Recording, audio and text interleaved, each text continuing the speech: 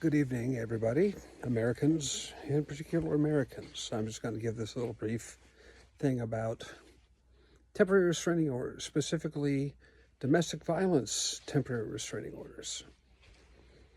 Let's say, look, we've all heard the stories. We're all familiar with it about, okay, she gets upset with you, she gets a domestic violence restraining order, a temporary restraining order, TRO, DVTRO.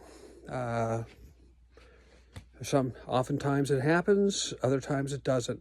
The violence didn't actually happen, but she wants to go ahead and get upset with you and get mad at you.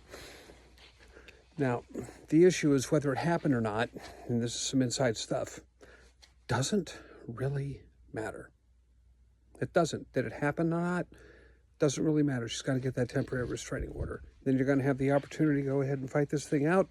You better find some negotiated agreement on this thing, because the odds are drastically that temporary restraining order is going to go through. Is it because of the law? Is it because of these things? No, it isn't. And here's the little inside point on it. Let's say you're a judge and you have denied a temporary restraining order to some woman. And a couple of days later, you open up the newspaper and you read it and you see this woman got killed by the person against whom you denied that temporary restraining order. No judge, I assure you, no judge in the country wants to deal with that issue.